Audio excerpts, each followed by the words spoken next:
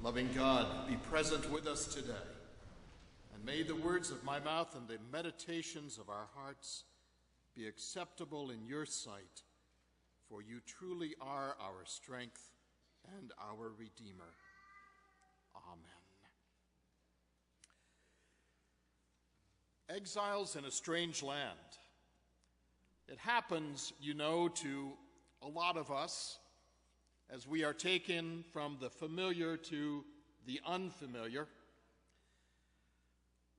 I'll share a quick story about William Stringfellow, who back in 1956 was a well-known theologian and a lawyer, and he took up residence in East Harlem in order to begin a legal practice on behalf of the people there, on behalf of the poor. And the Episcopal parish which was sponsoring him helped him move into one of the tenements on 100th Street, which, as the pastor reminded him, was very typical of the housing in the neighborhood. They wanted him to feel at home. Stringfellow writes, "I had taken one precaution for my first inspection of the premises.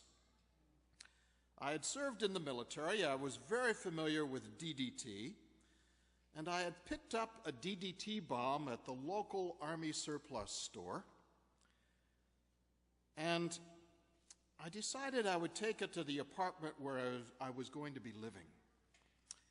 As I inspected the apartment, I found a dead mouse in the corner, and I disposed of that. I opened a couple of windows so as not to DDT myself, and then I released the bomb, stood there momentarily before leaving, and from everywhere, from every crack and corner, from the walls and the ceilings and underneath the linoleum, from under the refrigerator and the stove and under the bathtub, every place came little critters crawling out." As Stringfellow tells the story, he said this was a new place, a place of exile, a place he had never been before. He had always experienced the world as being neat and tidy and clean. The world wasn't poor and dirty and filled with critters like this.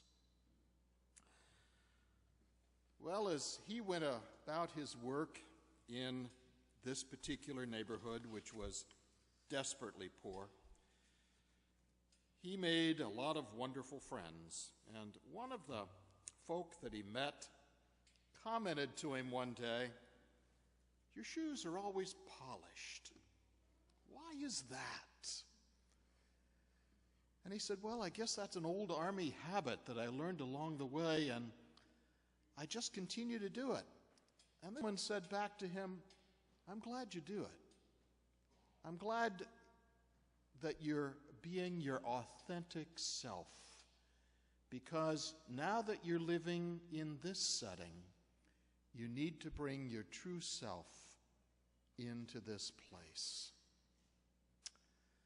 Stringfellow reflected on that and wondered about that, and he decided that it meant that he needed to keep his values, his ideals, his ways intact, even though he knew he was in a setting that was completely unfamiliar. And it was, in a way, his own exile. We're living in a fascinating time. I thought that when we entered the 21st century, the world would be increasingly peaceful, and that everything about the world would be increasingly cooperative, and that as we grew in knowledge and trust of each other, the world would be increasingly safe. But we're living in a very different time than I anticipated, and I suspect than you anticipated, we are living in a world that is not anything like the post-World War II world in which Stringfellow functioned. You know from your parents and grandparents and your own life's journey that there were certain expectations of the post-World War II era. The economy would be strong and good. There would be plenty of jobs for anybody who really wanted to work. The world would be at peace. North America would use its power to create peace. And the world would be predictable. And as it turns out, as we work our way into the 21st century, we are feeling less safe, less certain, less secure, less economically prosperous, and a lot more anxious. It is not unlike a place of surprise exile. We go back in time a few centuries to the history of the Hebrew people, and we discover quickly that they knew what real exile was. The northern kingdom of Israel, the southern kingdom of Judah, were very familiar with those powerful empires to the north and the east. Assyria, Babylon. And there was not just one exile, there were numerous exiles.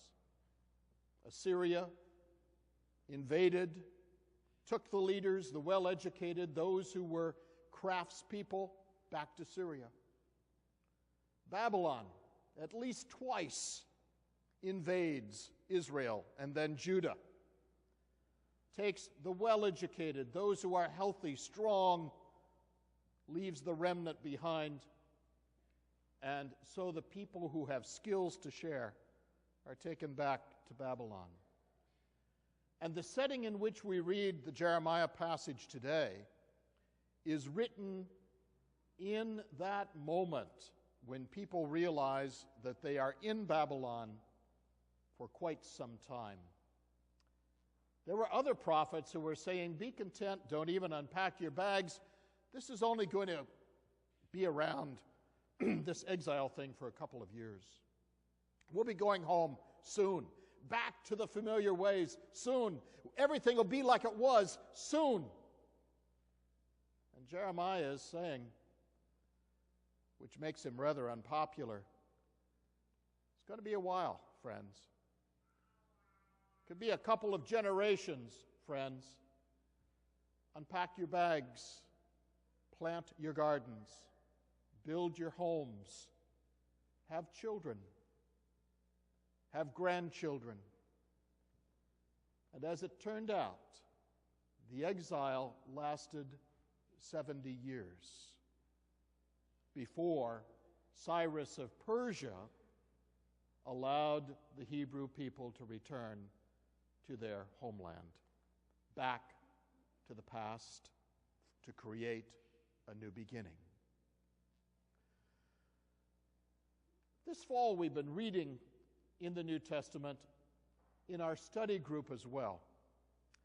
And it's been fascinating to us to encounter the words of Isaiah and now the words of Jeremiah, which speak about what happens in humanity from time to time. How the sweep of history takes us places we never anticipated being. How we plan our lives in a certain way, counting on a certain kind of living, career, financial security, and suddenly all of that changes in ways that we do not quite